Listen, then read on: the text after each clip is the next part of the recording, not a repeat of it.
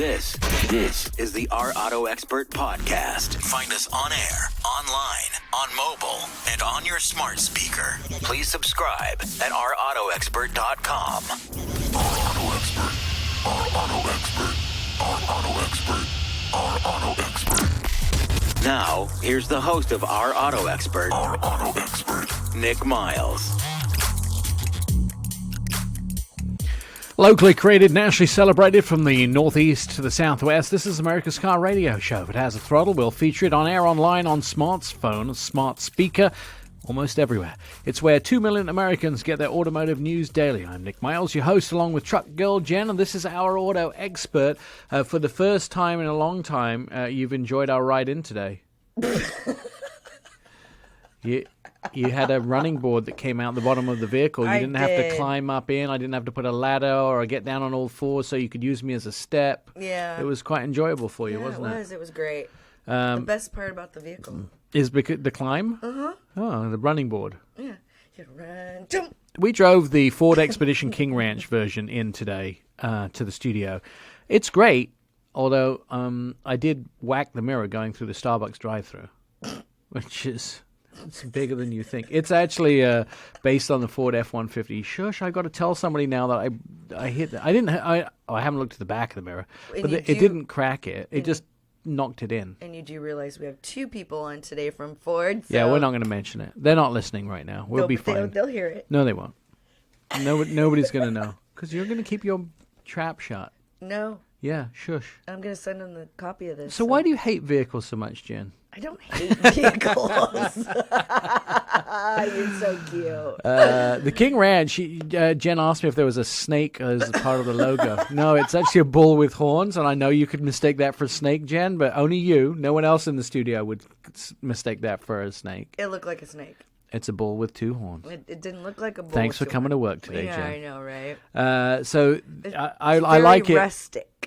Well, it's a ranch. I know. It's King Ranch That's what Edition. I said. It's very cowboyish. Yeah, King Ranch Edition. Yeah. Imagine that. Tan leather, buckels, seat pockets, just saddle I lived in material. Wyoming for 6 months. That's where that vehicle belongs. It belongs in my driveway. Hello, I own one. If they didn't start at $72,000, and the one I have is probably about $85,000. Yeah, it's very lush. Plush. It's lush and plush. I love the Expedition, by the way. It's basically a Ford F-150 just boxed in. I like the truck-based SUVs. You know, the Chevy has them. Dodge doesn't have, or not Dodge. Yeah, well, no, not Dodge. Hopefully Jeep will have a Ram 1500-based SUV in the Jeep Grand Wagoneer, which we should find out about before the end of the year. Holding my breath. There you go. Hey, welcome to the show. Packed show today. I've got 3 minutes to tell you about it because then we've got to dive into the first interview. Packed show today. Ted Ryan's going to be here from Ford. We're going to talk about all the Bronco stuff. We know all about it. We've had it on a million times. Here's the deal. It's still one of the most talked about topics. Like, I probably did about 20 videos. Actually, 30. I did 32 appearances on the Bronco. Well, you were very fortunate to be one of the very first people. Yeah, 6.58 million people we talked to about the Bronco. That's crazy. And we're going to talk some more today on the show. We're also going to find about the Toyota 86. They have a special edition called the Hakone Edition. I kind of want to know what Hakone stands for. I like it very much, this dark green with the fin on the back. It's very cool. We're also going to talk about the new Dodge Durango SRT Hellcat. I'm excited. Yes. Gotta love that. And talking about what was in my driveway. I also had the VW Atlas. We'll get to that. Mike Caudill is going to join us. He's from Our Auto Expert. We're going to talk about Peachtree Corners, which is the first municipally owned smart city in the United States, where they have autonomous vehicles. It's all connected with 5G. Very high tech, maybe too much for you. Jim Owens is going to join us to talk about the Mach 1 later on, and we'll also talk about the latest financial trends, what's going with autonomy and electric vehicles. Anton Wahlman. Perry Stern's going to talk about vehicles he loves to drive in the sun. Should on or off, I'm not sure. But we'll find out all about that in today's show. All right, Ted's on the phone. We want to talk more Bronco stuff. Yes. This, of course, has dominated the news cycle for the last couple of weeks. Even though everybody else is trying to weasel in there with their introductions, it's probably the most anticipated introduction in the United States. It had millions and millions and millions and millions and millions of viewers. And it's based, of course, which is Ted's specialty, on the 1966 original Bronco. Very good looking. So first of all, Ted, has the Bronco been received as expected from everybody at Ford? Honestly, the last internal memo I saw said we had high expectations for this and we beat every one of them. So it's just been a home run as far as the reception from the public. I'm so glad I can actually talk about the car and some of the features now instead of just teasing it. I'm on the website right now. I'm ordering my Sport. Excellent. Nice. I've seen a lot of comments about it, and it's quite funny. You can tell who's clearly a Jeep fan, and they're trying to find any chink in the armor, but it's not working. I am one of those people that have the philosophy that competition is great. You know, you fire somebody up. Like, this is going to be great for Jeep. It's going to fire them up. It's going to get them going. The bar is going to be raised in the segment, and as long as there's Jeep fans and Bronco fans, the segment will move forward. And I think I'm really glad that Jeep has some competition now. And of course, I'm sure you would say, Ted, that there's no competition in it, that the Bronco just stomps all over the Jeep. I'm sure there'll be some argument from the Jeep folks. So let's talk about this. 3 different versions of the Bronco, the Sport, the 2-door, and the 4-door, right? That is correct. And I agree with you. I think this is going to be great for Jeep and great for Ford. And I have Jeep fans who have reached out to me going, it's good to get a kick in the rear for Jeep to get them to do some innovation. You're right on the 3 models. The 2-door is the homage to the original 66. The 4-door is more the family version. And although it's still got chops, it's still an off-road beast. And then the Sport is a little bit smaller. It has the off-road capability, but not to the extent that its 2 bigger brothers do. I've got 2 20-year-old sons, and both of them have ordered the Badlands package on the Sport. I can't wait to get in the car. I can't wait to see the delivery cycle beginning late this year. And I'm fortunate enough to have gotten to be in all 3 of them, ride in all 3 of them, and they just ride so well. It's an amazing technological work that our engineering team did to pull off, not recreating a 1966 Bronco, but taking that DNA of the goes anywhere, does anything philosophy and applying it to the newest technology we have today. I got to sit in all 3 of them in Detroit. I didn't get to drive them, of course. Those ideas have been reserved for the journalists at a later date when the vehicles are closer to production. There is plenty to like about this vehicle, including, you know, the exterior looks, the interior looks, the technology, the capability. But I do think it's kind of cute that every single one of them has a bottle opener in the back. It cracked me up because I went to Hollyoaks for the photo shoot last week, and they had a Mexican Cokes lined up in the back of the Sport on that little table, and the bottle opener there for everybody to try it. I think it's great, and the attention to detail that went in with the design team, the way that they really tried to understand the customers, and they talked to real customers, brought them in over and over. Little things like putting a bike rack in the back of the Sport instead of on the top, because right. One of the customers was a 5'2" woman who couldn't physically reach to the top to put her bike on the roof. Right. And that was an aha moment. So designing for the customers in mind. And I think that when people get to sit in them and see them, they're going to be surprised at how much thought has gone into the cars. What's interesting to me as a historian is that's exactly what Ford was doing in 66. They were trying to find a niche between the International Harvester Scout and the Jeep CJ.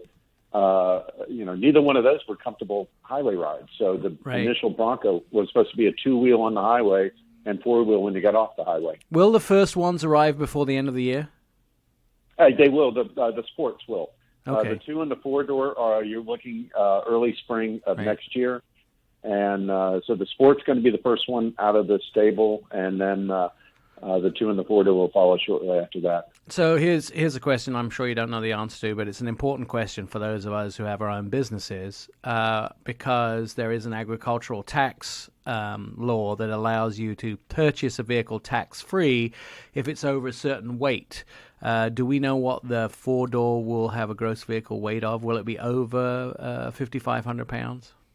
I don't know that, and I can have John send you the technical specs on it. I do know that they haven't completed all the NPG tests and all those types of. Those tests are still being conducted now, but we can get you the weight. Yeah, and I'd love that. For those people that don't know about this, if you own your own business, you can purchase a vehicle as long under this agricultural law, which has existed for eons, but it has to be, I believe, over 5,500 pounds gross vehicle curb weight. So the first time Jeep ever had a vehicle that reached that was the Jeep Wrangler 4-door diesel. So that was an interesting one. All right, so the first editions. I know the website crashed because of interest the night that it was announced, but the first editions are gone, right? They are gone, and the website did crash, which is a good problem and a bad problem to have. And I don't have the numbers of sales, so I can't even not reveal them because I don't know them. All I know is that there have been a lot of happy executives, and then full briefing this week. It was lauded. The launch was lauded. The other thing about the customizable capabilities of all 3 of the models.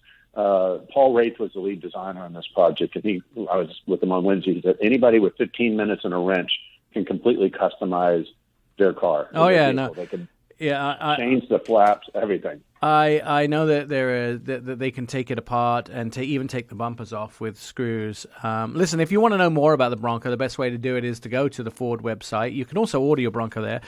There are 3 versions. We talked about this with Ted, the 2-door, the 4-door, and the Sport version. You can get 4 trim levels in the Sport, 6 trim levels in the in the 4 and 2-door, and even the Sasquatch package. All right. So this is Our Auto Expert. Thanks to Ted. More to come. You're listening to Our Auto Expert. Catch up with previous episodes of the show, our website, ourautoexpert.com. You can hear all the past shows, see our automotive videos, and read insider car stories about your next ride. Our Auto Expert is where 2 million Americans get their automotive news daily. I'm sorry. I'm having trouble with words today. Words are my enemy today. I have to thank Jordan an awful lot because I'm really, really bad with pronunciations. When I worked for the BBC, I used to have to we get someone with a Polish last name. I used to have to call the World Service Office, and I would send them an email with the name of the person, and they would call me and tell me how to pronounce it. Jordan knows how terrible I am, and he asks every guest how to pronounce their last. Now you're seeing I've removed the fourth wall, and you're seeing what the show what really happens behind the scenes. But that means that Tim Annick, I'm pronouncing his last name correctly. He is an analyst for small passenger cars. Hey Tim, thanks for joining us. I hope I got it right. It's Annick, right? You did get it right. Yeah, thanks for asking. I oftentimes people do mispronounce it. Thank you for not having a really complicated Polish last name, by the way, which is really nice. Because that's the other side of the family. Right, I would completely butcher it, and everybody would hate me afterwards. I mean, some people have told me that how did you get that out of that? So I'm glad. Let's talk a little bit about this 86 Hanoke, because this is the 86, of course, originally a Scion FRS. I was there at the launch of this. It was done in Las Vegas. I was super excited. It's kind of your answer to the Mazda Miata, but in so much of a different way and so much of a Japanese sports car, Z kind of car racing format. And you guys came up with the original car with Scion. As Scion folded into the Toyota brand, it became the 86, which is the original name for the vehicle, right? 86 is kind of like your old race cars. That's exactly right. So the heritage of this model traces back to the AE86, which is a Corolla variant from the late 1980s. And we actually in this model we get the name from the bore and the stroke. So the bore and the stroke are both 86 millimeters. Okay. Oh, that's all right. cool. This highly technical now. It hurts my head thinking about love that. So the 86 is what the FRS became. Great little sports car, entry-level, two-seater from Toyota.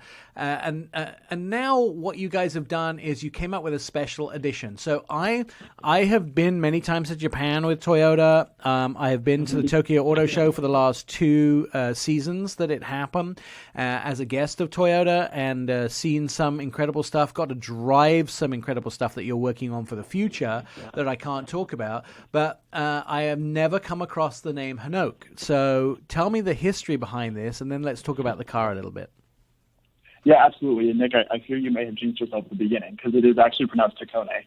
And the Hakone Edition is really our homage to the drivers who take the long way home. That's the short answer. I would say the longer answer is that, of course, at Toyota, we're a bunch of car enthusiasts. Akio Toyoda, our president, made that promise, no more boring cars. And this is the embodiment of that sentiment. So the 86 of the model is all about wakudoki, which is roughly translated to heart-pumping excitement. All right. And this car prioritizes that driving experience. There's some more to the story. So okay. I will get back to Hakone if you'll give me some liberty. So as a huge car guy myself, I can tell you that the 86 is awesome to drive. It's so much fun. It's really engaging and dynamic and really well balanced. And when you think about the heritage of wakudoki at Toyota, so much of that has to do with the mountainous landscape of Japan, right?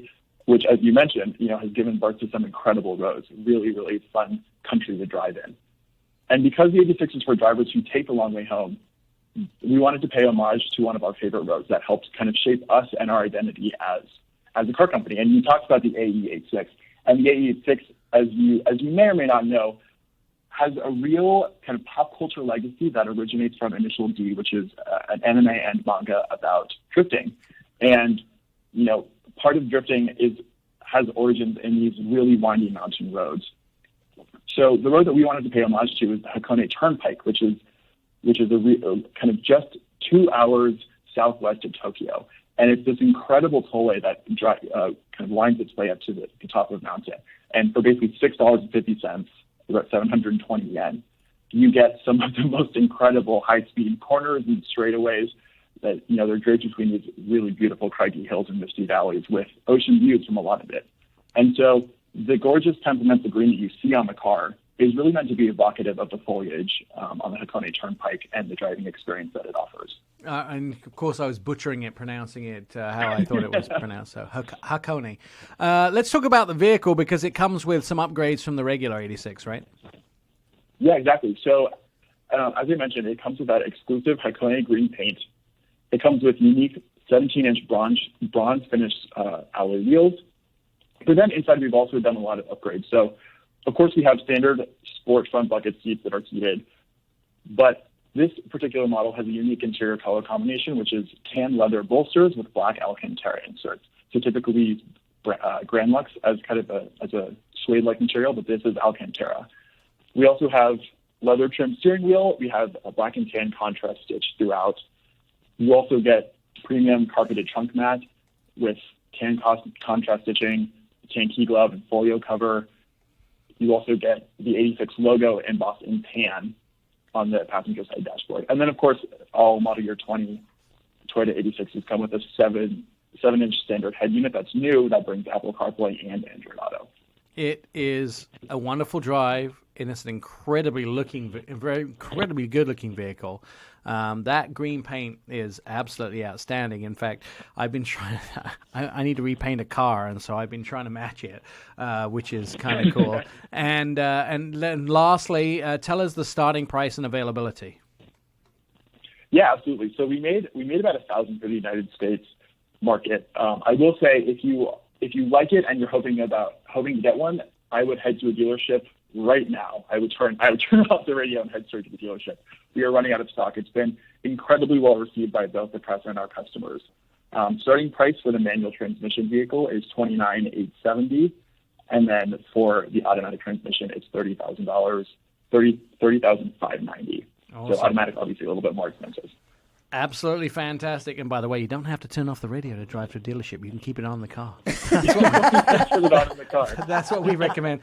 Hey, Tim, thanks for spending some time with us. The vehicle available right now, and we have a video of it coming up on our website. So keep checking back at Our Auto Expert. Stand by. More great stuff on the show to come. You won't believe what we have. You're listening to the Our Auto Expert podcast. This is Our Auto Expert radio show on Facebook, Twitter, and Instagram. You can start a conversation with us, ask questions, just direct messages at Our Auto Expert. This is where 2 million Americans get their automotive news daily. And, of course, you can see our TV segments all over the United States. All right, so let me just tell you, there was great excitement in my household when Dodge announced 3 different vehicles recently. And Paul Tyll is joining us to talk about the Dodge Durango. The Durango, Paul, gets a brand new exterior design, and it gets stupid horsepower. We'll talk about that in a second. But you've updated the exterior. Hellish horsepower. Yes, hellish horsepower. Yeah. Thanks, Nick. Thanks for having me on the show. Yeah, we did some great exterior updates to the Durango. We put some new fascia, some new LED headlamps across the full lineup, LED fog lamps across the lineup, and really what we did was really upgrade the interior. We made it really driver-centric, kind of Challenger-inspired. Everything's kind of tilted towards the driver's side, and it's a beautiful upgrade on the inside. And of course, you already mentioned it's the engines. With Dodge, it's always about the engines. Right. So I love the Durango. I'm a Durango fan through and through. If you gave me a Jeep Grand Cherokee and a Durango, I'd always choose the Durango. I love it much more. 3 rows, and the entertainment in the second row is great. I've had one on a 6-term loan before, which I drove and absolutely loved when they first came out. When you guys first came out with the Citadel version of the vehicle, and I was texting to and from Tim Annick when you did the unveil of this vehicle. Why did it take so long to put the Hellcat engine, giving it this 710 horsepower? Because this is what everyone was begging for. This and the Pacifica is what everyone was begging for on day one. Sometimes it's good to have fans that are begging for the content.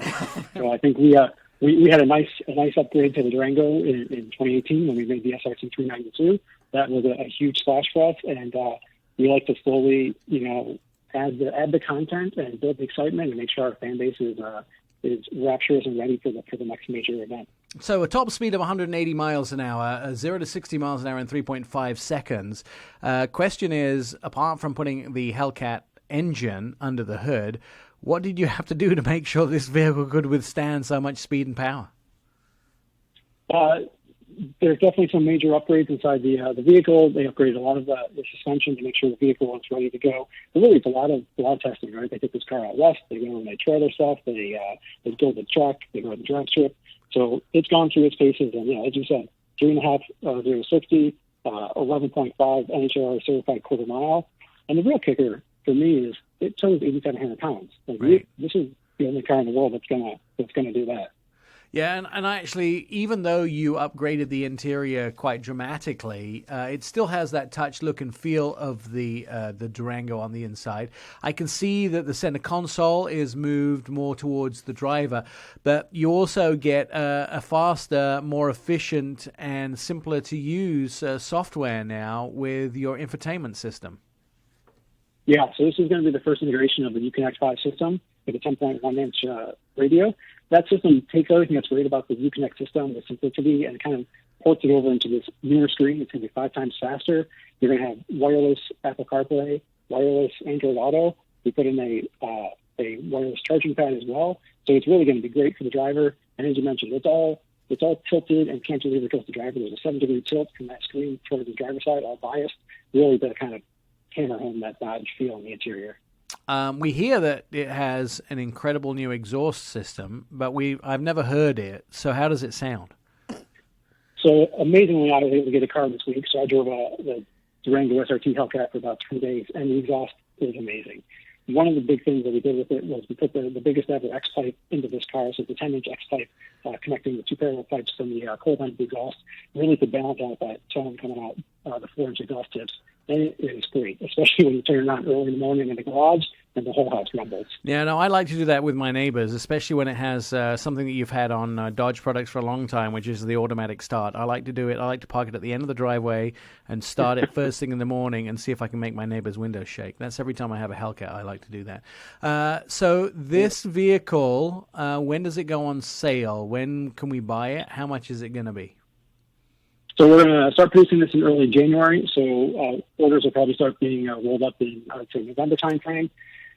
Pricing will be announced closer to the actual start of production date. But there's a lot of data points out there, and I think everything I've seen online, people are zeroing in pretty close on the price. Does it get some of the things that were in other Hellcats, like launch control and things like that? Yes, you'll have launch control, you'll have the drive modes, you'll have the performance pages, and the biggest thing is you'll have the red key. The red and the black key. So you can decide who gets to drive it crazy and who gets to drive it on. So the black will do 500 horsepower and the red will do 710, right? So in this instance, we are only offering the red key. Because it's all-wheel drive, all four wheels touch the ground. It's, this car is, although it's wicked fast, you can't break it loose. Okay. So you still have the valet mode available within the drive modes, so you can knock it down to basically match it like a V6. So the valet mode is available for anyone that shouldn't have 710 horsepower. All right. That's one way to scare the kids. Launch control. There's plenty of people who probably shouldn't have it. When are we going to get a chance to drive it? Because, of course, with COVID-19, we've not been able to go on any vehicle launches. I know that we did the last SRT down in Indianapolis at the Motor Speedway there. We got to drive it around the track as well as drive the vehicles out on the road. But are we going to get a chance to drive this at some point? Are you sending them out into the fleets towards the end of the year? We are still working on doing a drive event in the fall. Those details will be coming out when they're available. But number one is we got to keep everyone safe. So we'll figure out how to do that and manage that event. But definitely we need to get this out and get into the hands of enthusiasts like yourself. Nice. I went to Hollyoaks or Holly in Michigan for the launch of the Bronco. And I was just talking to the guys at the launch of the Bronco, and I was so excited about the Durango Hellcat. And they said, "Oh, there's a gas station over here, which is where where Dodge fill up all their vehicles as they do the road tests with them. If you go and sit at the gas station, you can watch the new Hellcats come in." I was highly tempted. I was highly tempted to do that. I would have. I was highly tempted to go and sit at the gas station. Unfortunately, I didn't have time to do that. So you're still doing your final tests on the vehicle, and you'll have some numbers, sort of fuel numbers and that sort of thing for us towards the end of the year? Yeah, absolutely. All right, for some people, they care about that. For Jen and I, we don't really care so much about how much fuel we use. We care much more about how it performs. Exactly. How much horsepower? Yeah, exactly. One of the things, too. And there's no excuse now not to have that big trailer that you can tow behind the vehicle as well. Let's talk a little bit about the upgrades of the interior. I've always thought the Durango had really great interior and didn't need any upgrades, but you apart from angling the center console slightly differently, what else did it get on the inside? So we basically updated the entire front cockpit, so it's going to be new door uppers, new IP, new center stack. That stuff has all been redesigned by our studio, and I love working with our studio. They take something like this that you think you don't need an upgrade to, and once they start showing you the images of what they can do, you're always like, oh yeah, of course we want that. So the new IP is beautiful. You can get a wrapped version with an accent stitch on it. The new center stack with the new ICS hard buttons. We made redundant hard buttons for things like the heated steering wheel, heated seats, cooled seats. So all that stuff that used to be buried in the head unit, you can now access through the ICS. And then that whole system is it allowed us then to raise up some space, to make a little bit more space in the front cubby area. That's where the wireless charging pad is going to be located. Type A and Type C USB charging ports. So it's a serious upgrade to the interior. What you said was already a nice interior, which I agree. But it's, again, the studio takes it and they just they knock it out of the park every time. Yeah, I noticed that the USB-Cs are a really important thing now for people who have phones, like USB-C to USB-C, although I have to carry an adapter because although I have a USB-C at one end, it's very hard to get the cable with both of those as well. The idea, too, is were customers asking for other stuff on the inside as well? Were they asking for upgrades in this vehicle? Because I've always thought your infotainment system with the flip-down screens in the second row was about the best in the industry. Yeah, and you're still going to have those. That second row entertainment system is still going to be available in this car with a 9-inch Blu-ray DVD player, and also HDMI ports and RCA ports. So the interesting thing about the interior was when we survey our customers, people don't buy the car for the interior, but they don't reject the car for the interior either. So we really thought it was a great opportunity to take something that was pretty good and give it an upgrade. So we obviously did this up on the exterior because that's the number one purchase reason for Durangos is exterior styling. And the interior was where we thought we had an opportunity to really engage with our customers and drive home the Dodge-centric theme that we already have on the exterior of the car. All right. Final thing, let's talk a little bit about the sort of price we're going to pay. So where does the vehicle start? And if I fully load it, how high can I get it? Or can I fully load it? Can I put lots of extras on it? Yes, you can definitely add extras on your SRT Hellcat. So pricing will be announced closer to the production date, but there's a lot of good news you can add. So you can, if you want, you can complete your third row and get rid of some weight. You can add 3 seasons of Pirelli P0 tires on there. You can add the trailer package, and we have all kinds of stuff for anyone that's willing to buy an SRT Hellcat. Are the stripes optional, or do they come? Does it come with stripes on the hood? Because I see the photographs, the ones that I've seen have stripes already. Yeah. So the stripes are optional. We have 5 different colors. We do gunmetal, a flame red, a blue, silver, and then late last year we launched a red line stripe, which is going to be a satin black stripe with a red line tracer, which is going to be exclusive to the SRT 392 and the SRT Hellcat. All right. I like the idea of this. I can't wait to drive it, and I hope that this pesky little COVID thing doesn't get any worse, so we can actually get out and give it a good drive, I would say. Paul Tyll from Dodge, the brand manager for Durango SRT Hellcat, is coming soon, finally, 710 horsepower. All right, stand by. We're going to talk about some of the vehicles. It's going to be a lot less thrilling, by the way. Some of the vehicles that we've been driving this week and tell you whether we think they're good buys or not. All that coming up. Our Auto Expert. You're listening to Our Auto Expert. You know, your smart speaker can be your radio. Just say, hey Google, hey Alexa, or hey Siri, Our Auto Expert radio show. Play it. But that's not me. Oh. I'm your Google Assistant. Oh, what apparently. can I do for you? Oh, yeah. I did that yesterday and peed off their Google Assistant because upset them immensely. Google does not like to be called Siri, just to let you know. And then ask them to play the latest episode of Our Auto Expert. You get hours of endless fun that awaits you. I'm Nick Miles. This is Our Auto Expert radio show where 2 million Americans get their automotive news daily. I think it's absolutely amazing how America has bounced back with car sales from COVID. I was expecting to see it much worse, but it's not as bad as it has been. In fact, as a country, we're only about between 8 and 4% down from pre-COVID predictions, and I thought it would still be 50% down. So people are out there back buying cars. I mean, when you stop people buying cars for a couple of months, they don't get back to, it's hard. Yes, it is, but I'm also wondering if that kicker check of $600 helped some people. I think it did. One of the problems is that we're having is inventory. Mm-hmm. So a lot of these companies did not produce. It's interesting to watch companies who produce vehicles outside the United States, and those vehicles are still coming in because those factories are back up and running. But the companies who do produce in the United States are playing catch up. And we just talked to some local dealers, and they're having trouble with inventory. They've got a lot of cars that they sell occasionally and not a lot of the big sellers. The big sellers that churn out RAV4s from Toyota, those kind of vehicles that Americans love to buy, you're having a hard time getting them. Mm-hmm. In fact, I posted a story on the Kia 2021 Telluride. Oh, yeah. Which I love that vehicle. And, like 20,000 people watched it almost instantly online. And now they're saying that some people are saying, hey, I've had mine on order for 7 months. 7 months they've been waiting for vehicles, and that's made in Georgia. Have you seen any on the road? Yeah. I saw one yeah. the other day, and I was just like, wow. I am not sure about two things on it. I'm not sure about the daytime running lights, the orange circles or the orange squares around the daytime running lights, and the tail lights are different. But they look, they're interesting. I think they might get a little update. The vehicle overall is a home run. Home run. Yeah, it is. From them.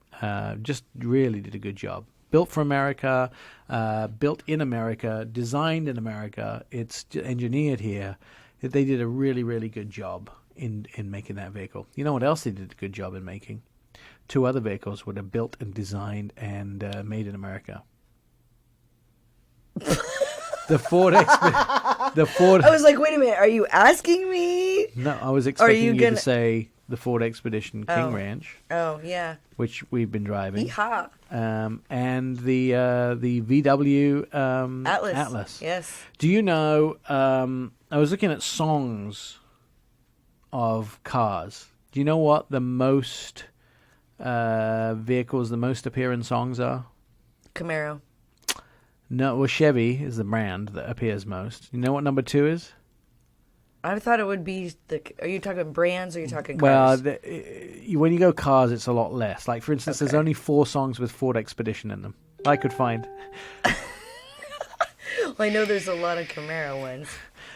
There's, yes. Lamborghini. There's a lot of rap songs with Mercedes, Lamborghini, Rolls-Royce, Bentley in them. Mm-hmm. G-Wagon. Yeah, but not, I mean, when you put them together with brands, so there's a lot more songs about brands. Okay, I don't know. If it's the countryside, I would say Ford.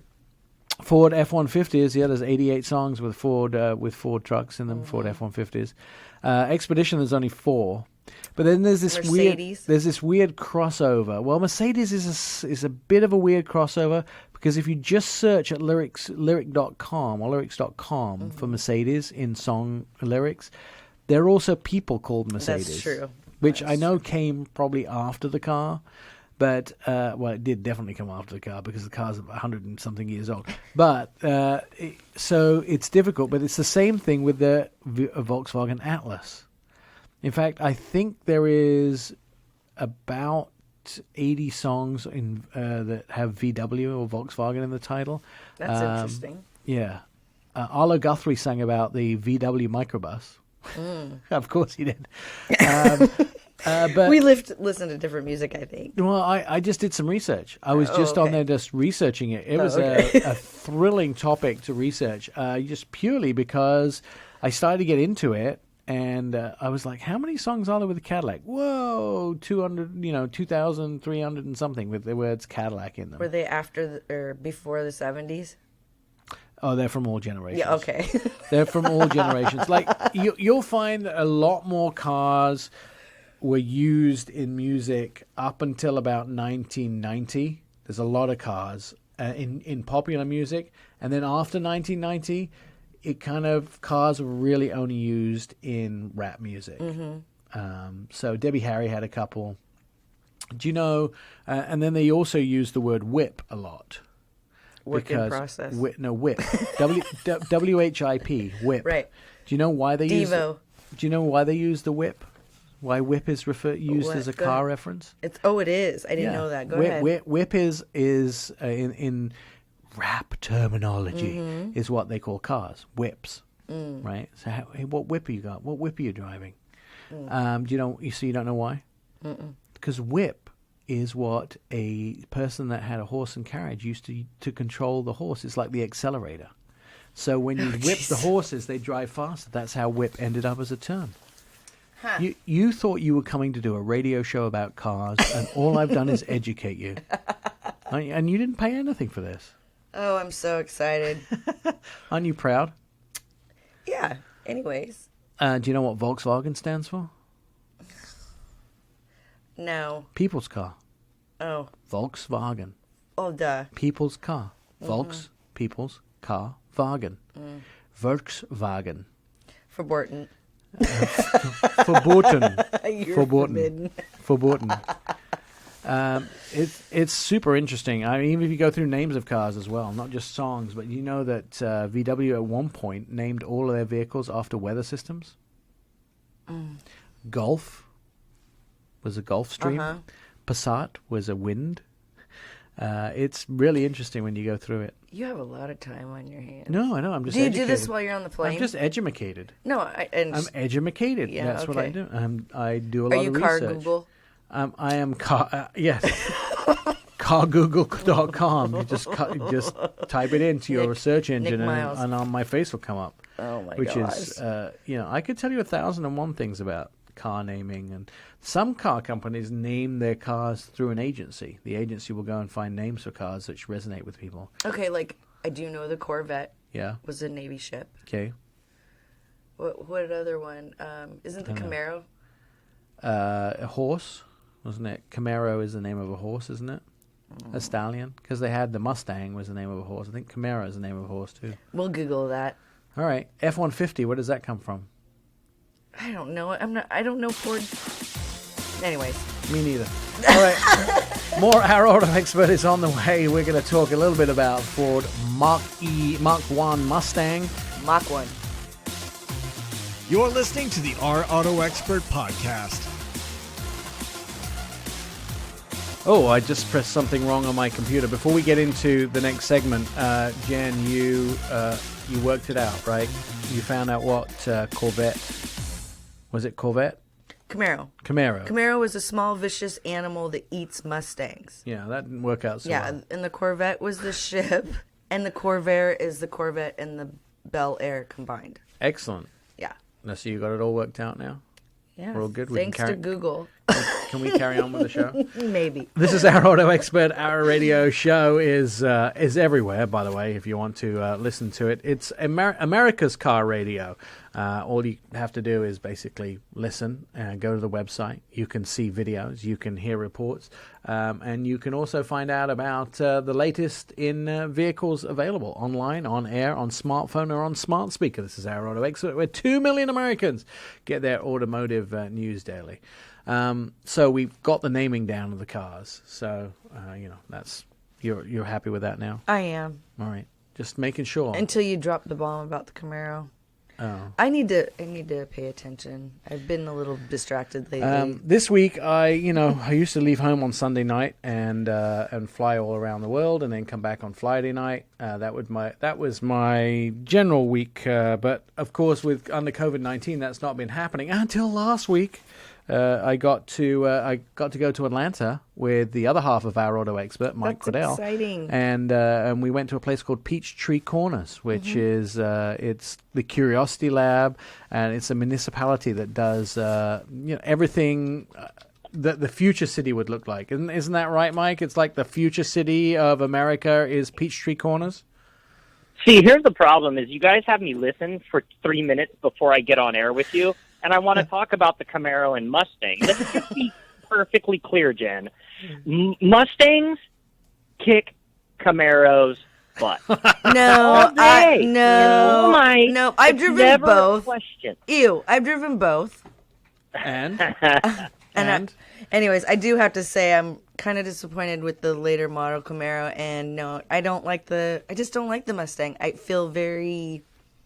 I can't say it because we've got somebody coming on air talking about the Mustang Sales numbers. That's I all I love have to the say. 1970 Mach 1 Mustang. How about that? Sales numbers. That's all I have to say. Okay. Anyways, yes. There are fixes for that problem that you have. There are fixes. There are prescriptions that will help you deal with your lack of affinity for modern day Mustangs. But you're right, Nick.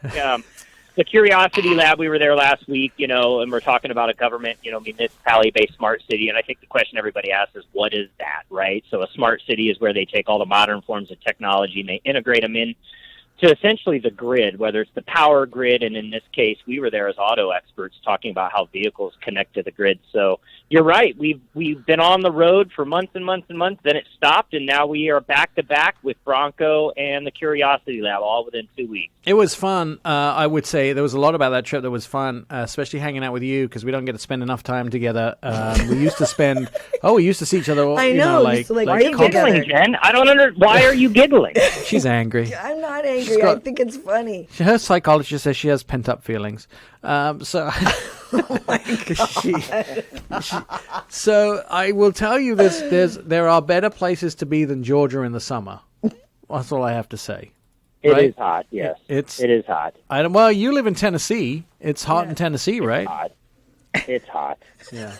Let's just say it's hot everywhere right now. I feel like some cheese that was left out on the side, and I'm weeping. It's very. What is wrong with you guys today? Bronco, or Camaro, Mustang, and bad cheese. Don't you want to talk about cars? Welcome to our life. Welcome to our life. I know. One of the things they had at the Curiosity Lab, I mean, they have this 5G network with Sprint and now T-Mobile that wires the whole city together. They have autonomous vehicles. But the other cool thing is they have this scooter that is like a ride-hailing scooter, right? Yeah, so they've partnered with a variety of different companies like Bosch, Sprint, T-Mobile, Delta. But they've partnered with a lot of incubators, smart companies that are launching for the first time, right? So these startup companies, one is based out in the Bay Area in California, GoX, and then a company called Tortoise. And so if you think about San Diego, Los Angeles, New York, big cities that have these scooters, running all around town, you see them falling on the side, you see them sitting there, and they don't have a way to bring them back to the shop to put electricity back in them. And they have to collect them at the end of every day. Well, Tortoise is a company that developed the software to essentially make those scooters autonomous. So at the end of the day, there's a person that's controlling those scooters and sending them back to the shop so they can power them up. It's cool tech, It's just, companies looking for ways to create cool tech. And the best part about it is you can hail the scooter like you do in Uber. So through an app on your phone, you hit a button, and here comes this scooter. So if you're in downtown San Diego and, you want to go down to the gas lamp district, you hit the button, the scooter shows up, and you take it downtown. When you're done with it, you just leave it. How long will it be until these things are fully autonomous and they will deliver your food? That's what I want to know. You and I have had this discussion many times. We're still a ways away from level 4 and level 5 autonomy. The Peachtree, and we didn't talk about it this week, but they have a partnership with a company called Valkyrie.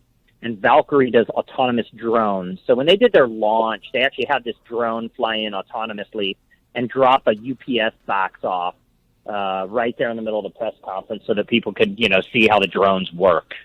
I love it. I mean, I love the idea of a smart city, although a lot of people don't want autonomous cars, but I think what it does is it opens up the road for all those people that can't drive, like kids and people who don't have driver's license and those disabled people who have a harder time driving. They can just basically now take a autonomous shuttle anywhere, right? And this city actually has them up and running. There's pros and cons, right? You and I are purists. We love to drive. It's going to be very hard to get me to simply sit without getting behind a wheel, hitting the accelerator pedal and steering. But with that said, if you live in Los Angeles and you are stuck commuting from the Inland Empire, which is like Riverside County, into downtown LA, there would be nothing better than a series of autonomous vehicles that, were able to read the grid, read each other, communicate to one another, and you could simply sit there and sleep, work, do whatever it is that pleases you. And it would help streamline traffic flow as well. So we're getting there. It's going to take time. Now, while we were at Peachtree Corners, we also got to talk about a bunch of vehicles. We've had Dodge on today talking about some of their new vehicles, but there was a new F-150, a new Lexus, a new Rogue. So the F-150 gets an upgrade with the first hybrid powertrain. 700 miles with a hybrid powertrain, combined MPG, level 2 autonomy in a truck. When you add those two combinations together, you really are seeing the advancements in truck technology. Obviously, trucks and SUVs have been kind of the gold standard in the auto industry the past few years. That's what everybody wants to buy. Sedans are they're not fading away. There's definitely a place for sedans like the Lexus IS, which is an incredible car. But the F-150 has got so many cool features in it, a power inverter that Ford says will light up and power your home. It's got this cool flip-down table on the inside, and then, of course, the reclining chairs that fold all the way back like a bed. Construction workers on site, they want to take a break, they can. I also love the idea that Ford say they have an inboard generator that will power 28 refrigerators. I'm not sure how many refrigerators you can get in the back, but I don't think it's 28. They can fit them in the back of a Camaro. Or on the roof or on the hood. I've had 75 wine bottles in the back of the Camaro. Does that help? You have, Jen. I bet you have. About time we get to that part. Yeah. New Nissan Rogue. Yeah, you know what? So that's one of Nissan's best-selling vehicles. This next year, Nissan will launch 5 new vehicles, including the new 400Z, which is something I'm really looking forward to. But if you look at the Rogue, you know, it's such a great vehicle. It's not a full-size SUV. It's not an entry-level SUV. It's just the perfect size for a lot of families that are growing and want to be able to have a lot of different things inside their vehicle. Of course, you get all the technology as well, Nissan Safety Shield. There's, you know, just great technology, lane departure warning, adaptive cruise control, front crash avoidance for pedestrian detection, the things that people want in a car. You get with the Rogue. And it's comfortable. It's very comfortable. Oh, I forgot that part. One of my favorite vehicles that I'm glad is back, but I actually get it delivered on Monday just for 2 days, get to try it, is the new Toyota Venza. So they're back with the Venza. Yeah, the Venza is really cool, and it is back. It's a crossover utility vehicle, and, you know, for those listening in, a crossover is simply a kind of an SUV-looking vehicle that's based on an actual sedan or car platform. The Venza is cool. You know, they're going for a stylish Q with this, and the interior, as Jen was saying a minute ago, it'll have a little bit more refinement, sophistication, luxury on the inside. So it is always doing great things, and of course you'll get, you know, all of their arsenal of technologies inside that vehicle from a safety standpoint. The amazing thing I noticed was it's not going to come in a gas-only version. It's only going to be a hybrid. They're only offering it as a hybrid, so you won't have a gas option for it. It'll be purely a hybrid vehicle. And that's, again, you know, automakers are really working to get more into that category of vehicles that have better miles per gallon, so MPG, more sustainability, electric, hybrid. These are technologies that automakers are really working to achieve, especially the vehicle like the F-150. Yeah, no, there are some good vehicles now. It's probably you're a few hours ahead of us in Nashville. You are on the lake enjoying the sun with family today? I am not going to lie to you guys. I'm literally sitting in the middle of a lake on a boat. I'm not going to lie. I'm literally sitting on a boat in the middle of Old Hickory Lake as a jet ski goes by. That I have to tell you that by the way, I just sent you on Facebook a new jet ski thing that I think you should buy. They're $80 and it's like a jet boogie board type thing. It's amazing. Next week I'm going to come on and tell you about the motorcycle I just bought. Oh, you did? You bought the Ducati? I did. I bought a Ducati Multistrada, and it took me 3 days to tell my wife, Jen. I was afraid. I would be afraid, too. I didn't know how to tell her.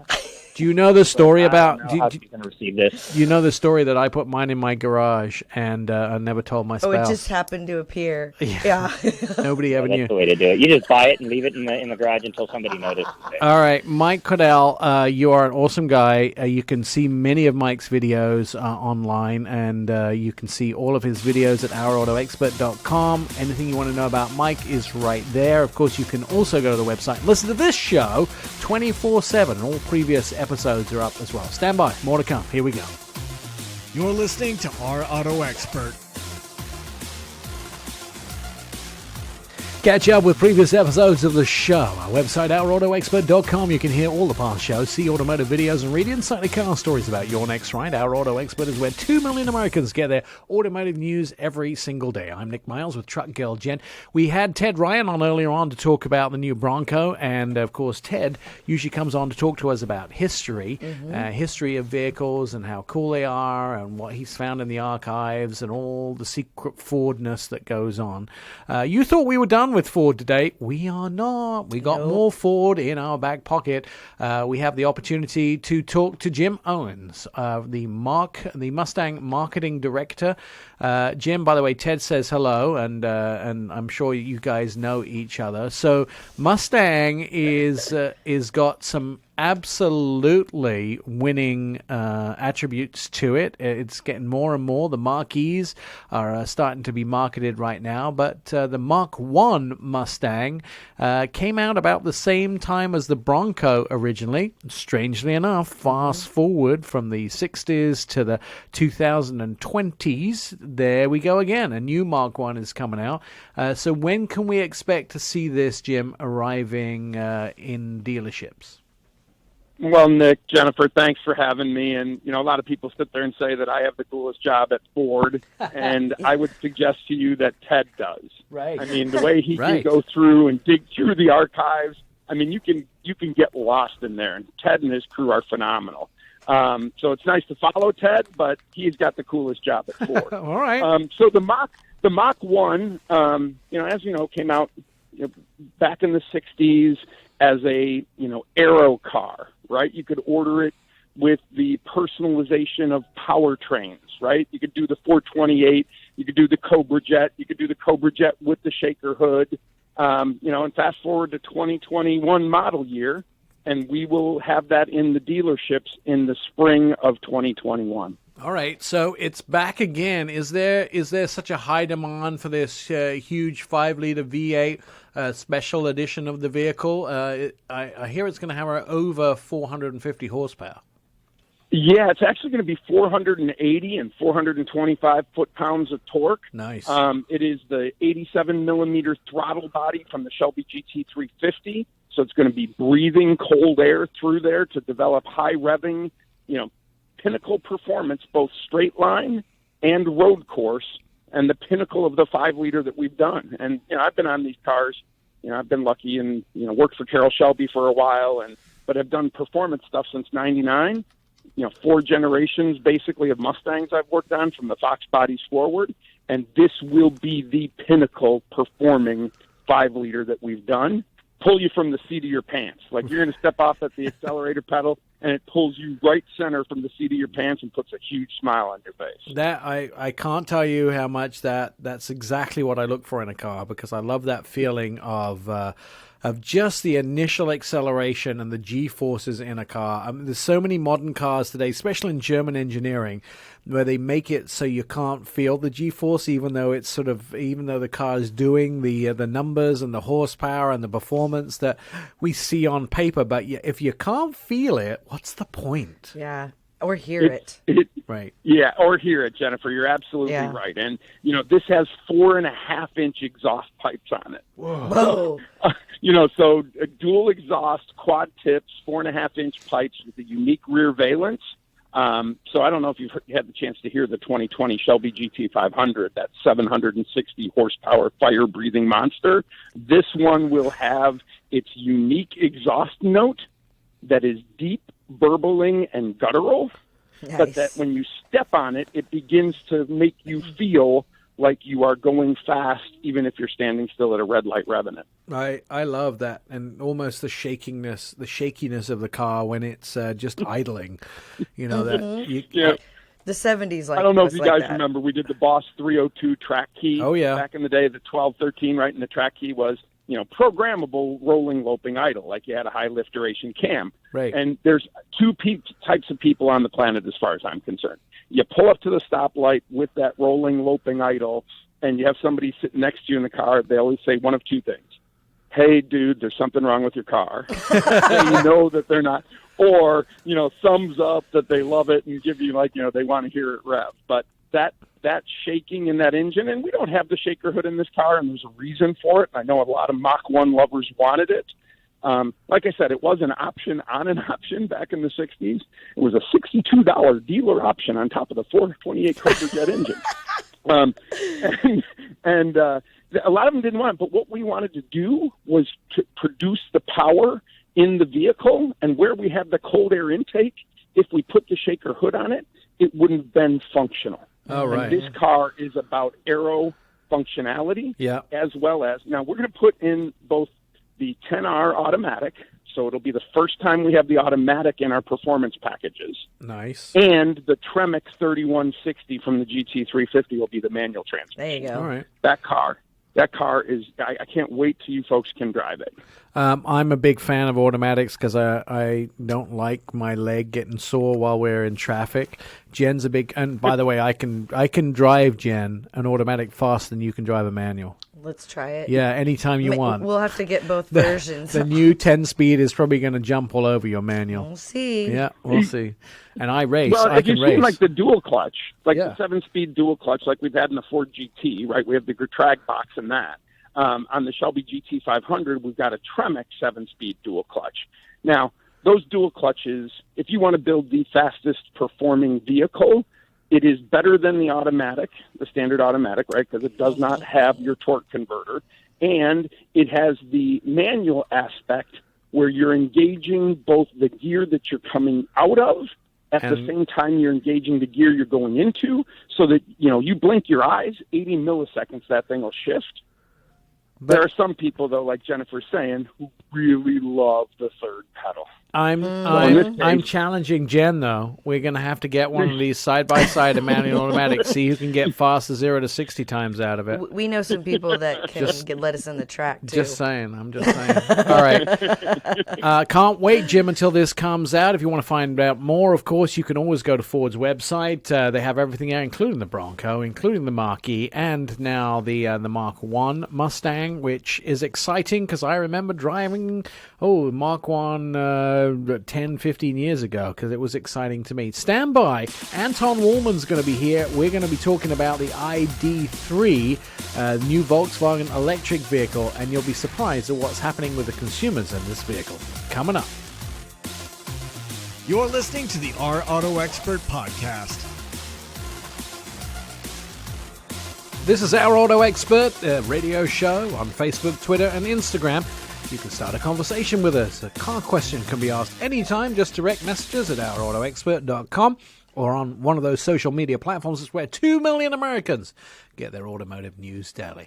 Anton Wahlman joins us on the phone. He's an independent analyst and investor. You can read a majority of his stuff at Seeking Alpha or The Street. So, Anton, let's kick off this week talking about VW's ID3.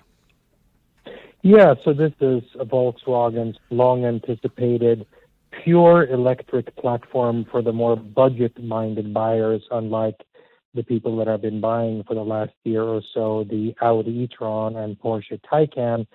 This platform is going to underpin a variety of Volkswagen, Seat, and Skoda models in Europe, as well as the lower-end Audi models going forward. And this platform, they started making it last November, believe it or not. They made about 30,000 units of it by January or February of this year, but they couldn't deliver the cars because the software had some issues that they have not been willing to admit or specify what those issues were.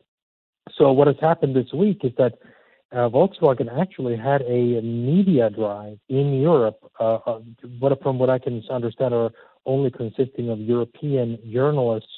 And typically automakers don't do that on such a broad scale unless they're within about 2 or so months of actually delivering the car. So maybe, just maybe, this means that we have now seen the last delay. Remember, they were going to start delivering these cars by January of this year. And so at the end of the day, they'll have been at least 8 or 8.5 months late in getting this stuff done.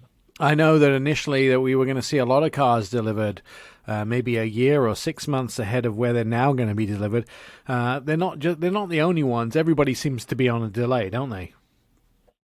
No, I wouldn't say that I agree with that. I mean, many of these things have been on time. Back when the Chevy Bolt with a B came out about 4 years ago, that came out earlier than people anticipated, and cars such as the Nissan Leaf came out on time, and Kia and Hyundai were able to deliver their electric cars. I mean, there were no significant delays in most of these programs. Some of them were a couple of months late. I mean, the Audi e-tron a year and a half ago was late by maybe 3 or 4 months at the time, but most of these things really haven't been. I mean, remember the Jaguar I-Pace got out roughly on time. Yeah. Mercedes EQC in Europe roughly on time. But this particular platform has caused VW some tremendous problems and delays, but hopefully we may be seeing the very last of the tail end of those delays at this point. I was thinking more of this week, my friend who had put money down on a Rivian was expecting it to arrive this fall. Yeah, well, these new companies, of course, that have no experience, some might say no credibility in delivering anything on time ever. I think I hold the bar a bit lower for them. In any case, they tend to run out there and promise all of these delivery time frames, and there I just do not come even close to believing them in the first place. And even though Rivian, of course, is by far and away the best funded of them all, with companies like Amazon and Ford and many other ones behind them, I think that they still they just don't even have the factory ready yet. I mean, they're still equipping their factory. So whatever they say about next year, I mean, at this point, there's no room or margin for error there. Tesla reporting earnings of around $100 million, but everything may not be as it seems with that.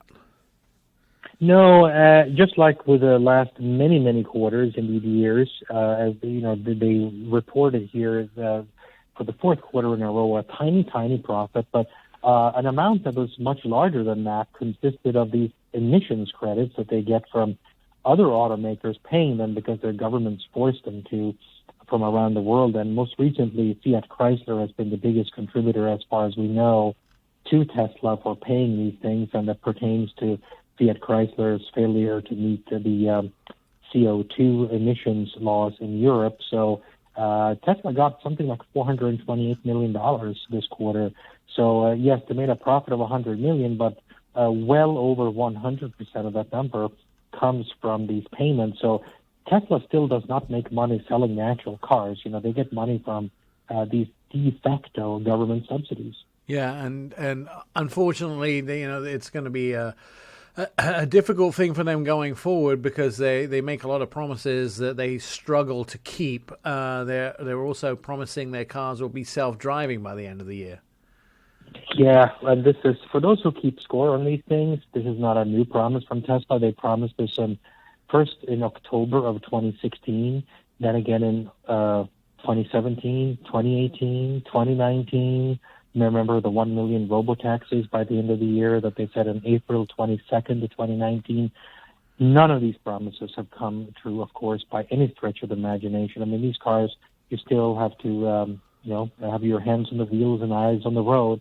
The cars do not stop for stationary objects. That's why they rear end anything that stands still, whether it's a truck or an ambulance or a police vehicle, at the slightest ability to do so.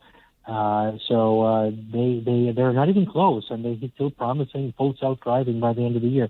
I mean, full self-driving, in English, what that means, self-driving self, meaning the car is by itself, no person in the car. The car drives itself, just like any other human being, on all roads, in all temperatures, all conditions.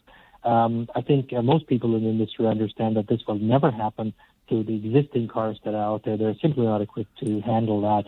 And certainly not by the end of this year or next year or probably within the decade. But Elon Musk has a way of promising completely unrealistic things at this point. Tesla announced their move to, I think it's Austin, Texas. They were going to build not necessarily move, they were going to build a factory in Austin, Texas, which is going to build a Cybertruck and other vehicles. Is this good or bad news for Texas and good or bad news for California? Well, it's certainly good news for Texas. And you may remember 90 days ago, back at the end of April, when the company reported this first quarter, he said that the company was going to move its headquarters, not just build a new factory in Texas, but they were actually going to move all future vehicle development programs and the company's headquarters to Texas. So this is it. So they're not, at this point, closing down their California factory, but I think we can all see where the stars are starting to align here. They've got their factory up and running in China. The first half of it is producing cars to the tune of about 150,000 cars on an annualized basis, and they're doubling the size of that factory so that they can theoretically produce 300,000 cars per year by early next year. And then they're building this factory in Texas, which I don't think they specifically specified how many they can make there, but the sky's the limit. It's a huge lot that they have access to, and they start construction on that pretty much right now. So when these factories are built, why would you need to build anything in California? Certainly the company would be having zero incentive to expand the capacity inside California at that point, but will they actually shut it down, and how soon? Well, that's to be seen, but I think that they're certainly leaving themselves the option, if California does not become more business-friendly, to say, hey, we have a new factory in China, we have a new factory in Texas, and they're starting construction on the factory in just outside of Berlin. So between those other factories, they could certainly, at some point within the next 3 years, say adios to California if they should so desire. BMW were early adopters, I think, of hydrogen. They had a lot of test vehicles in Germany, 7 Series that ran just on hydrogen alone. Of course, the infrastructure is one of the main problems with hydrogen in the United States. It only tends to be in Southern California and some areas around San Francisco, although those expansion of hydrogen stations is a plan and hopefully will be executed for those people that want to use that. Ultimately, BMW now saying that they are going to have their next generation of the X5 or the iNext. It's going to arrive in several years from now, but they're going to take another run at hydrogen. Is this a good idea? I think it's a decent idea to give this a shot. Basically, what came a little bit as a surprise, what they call the iNext is really the all-electric version of a future X5 that they will start manufacturing before the end of 2021. And really what they're saying is that they're going to make a hydrogen fuel cell version of that one and deliver that at some point in the coming years after that.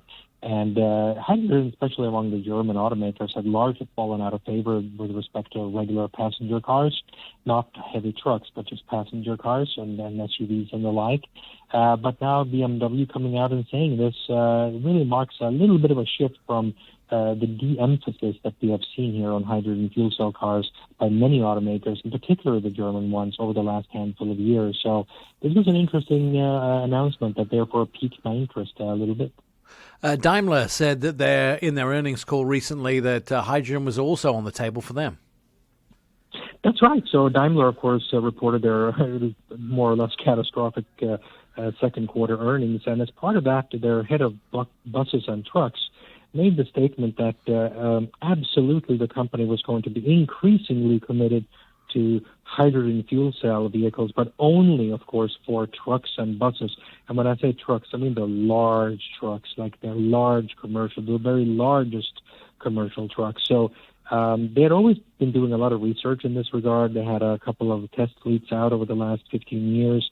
And Mercedes basically abandoned the idea of making hydrogen fuel cell vehicles for regular passenger cars and the like. But for buses and very, very large commercial trucks, they sound like they will absolutely make an increased effort at doing this. And I think they're working in cooperation with Volvo to do that, actually. So they will start testing these things over the next year or two, and then they hope to be in commercial deployment in meaningful volume during the second half of this decade, so after about 2025.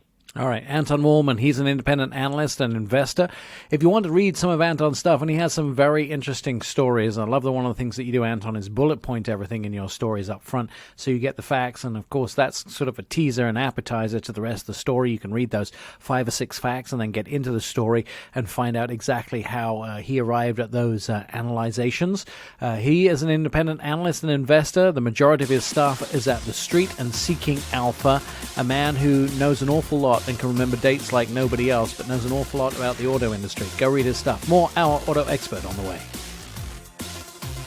You're listening to Our Auto Expert. All right, your smart speaker can be your radio. Just say, hey Google, or hey Alexa, or hey Siri, play Our Auto Expert radio show, and all the previous episodes of the show and the podcast are available. Hours of endless fun for you and the whole family. I'm Nick Miles. This is Our Auto Expert radio show, where 2 million Americans get their automotive news daily. Joining us on the phone is the written contributor to Our Auto Expert, Perry Stern. Writes some very riveting articles, but Perry is taking his top off for summer. So what have we discovered with your top off, Perry? Oh, it's so much more comfortable this way. You write the articles about the best convertible sports cars every year. So for 2020, what has caught your eye? I mean, I just read it, and I think it's super interesting. And I'm going to ask you something, and I'm sure I know the answer. But first of all, let's start off with what caught your eye in general. Well, it's the time of year when you want to go out and enjoy the weather. But, with the way things are right now, you can't really go out and enjoy the weather with lots of people. So what could be more fun than just getting behind the wheel of a sports car and escaping from everybody? And so it's and there's so much fun in all of these cars. And they range, quite a bit. I mean, of course, there's the Miata, which is one of my favorites as an owner of an older one. And it's, if you ever get a chance to drive it, it's just like a little go-kart. I mean, right. It just puts a smile on your face as soon as you drive it. And then they range all the way up to, something like a Lamborghini Aventador SVJ, which is going to set you back, close to $600,000. If you can find one. If you can find one, which, right. I wish I had that problem. Yes. Yes. I was going to spend $600,000, but I can't find one. Man, this is a great list. No, I hate that. Here's my thing. And I know you're obviously a Miata fan. I think, do you have a hardtop or you have a convertible? I have the convertible. Okay. I'm actually a fan of the Fiat 124. And I know everybody goes, wah, wah, wah, wah. Oh, it's fun to drive. I like the Fiat 20. It's made in the same factory in Hiroshima, in Japan. But I just like the styling and the interior better. I would say the Miata engine's probably better. But how do you feel about the 124? Are you solidly in Miata camp? No, it's interesting that, having driven the two cars back to back, they are quite different. Where the Miata feels quicker, it feels almost more lighter and agile. The Fiat actually feels faster, if that makes sense. It's got more power. It will keep going. Styling wise, it's a toss up. I mean, they're so different that I think I could go with either one. The interesting thing is that the interior is all Mazda, which is unfortunate because Mazda has one of the worst infotainment systems there are. So and FCA actually has one of the best ones. It's too bad they didn't go the other way. In front of the driver, everything is the same, but the seats and the carpeting and the sort of center console is slightly different. And I like the Lusso. I like the plushness of the Fiat because obviously it's Italian. They work very hard on the seats. They're tanned leather colors. I think that's one of the things that I'm not sure about Mazda. And we have a few Mazdas in our garages. The Mazdas tend to be fairly pedestrian on the inside. They're black, usually. In fact, I can't think of a Mazda I have seen that isn't black on the inside. I'm sure they have them. But with Fiat, you get two-tone color combinations and a little more thought. And I spend most of my time on the inside of a car seat. So, when I'm in a car. So I kind of like a little more plush seating for my big behind. And I'm in agreement with you on that. I mean, it's, the Miata, and that's a good point. The Miata is great to drive. As a daily driver, I would probably lean towards the Fiat. Right. Yeah. But, because I like a nicer interior, and you're right. That's a big, part of it. You're not on twisty roads all day. If you were, I'd want the Miata. For people more realistic too, you have the Mini Cooper convertible here. I have a Mini John Cooper Works Countryman, and I don't drive it very often. I mean, it sits in the driveway most of the time. But when I get out and drive it, you forget how much fun Minis are to drive, and a convertible is almost the perfect summer car. It is, and it actually seats four. I mean, it's the least expensive four-seat sports car convertible you can buy. And one of the things, I don't know if you'd noticed, I did a little calculation just for fun to see how much each horse costs for the horsepower. And it came up with some really interesting results. I mean, the Miata, or rather the Mini, is relatively inexpensive, but its horsepower is not. Right. The cheapest horsepower you can buy is actually a Ford Mustang GT convertible. Right. It's under $100 per horse. Yeah, and that's Dodge money right there. I mean, Dodges tend to tout the fact that they're under $100 per horsepower. Right, which, if horsepower is what it's all about, the interesting thing is that the top 4 or 5 are all domestic. Yeah. Fords and Chevrolets. Merc. And so it's, if you're looking for a good deal, that's, on power anyway, that's the way to go. The Corvette is 134. Yeah. That's pretty good. I mean, it's interesting now because that's all I can look at. Now you mentioned it. That's all I can look at is the price per horsepower. My eye goes to that automatically when I scroll up and down your list on our Auto Expert. Let's look at the other end. You mentioned the Lamborghini, but it's not. There are some fairly reasonable vehicles as well for some. They don't have to cost $600,000. I mean, you can get stuff under $70,000. That's just a pretty incredible performer. Well, yeah, I mean, you've got Corvette, which you just mentioned. I mean, Corvette convertible is, starts at 66, and, that gets you almost 500 horsepower and, a scream of the vehicle.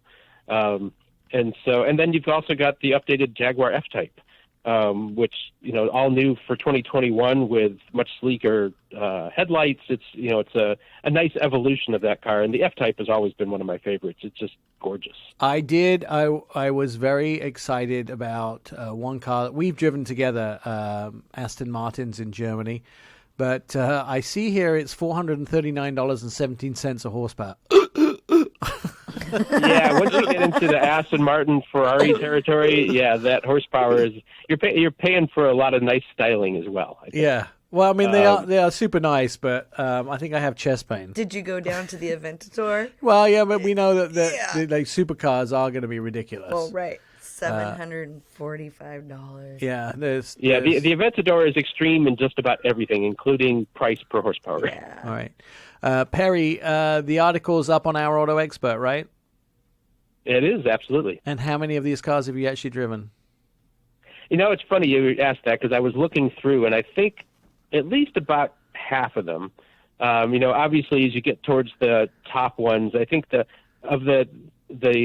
top vehicles on this list, the highest one I've driven is the McLaren, the 720 Spider. Mine's the Super Leggera. That's I think the highest.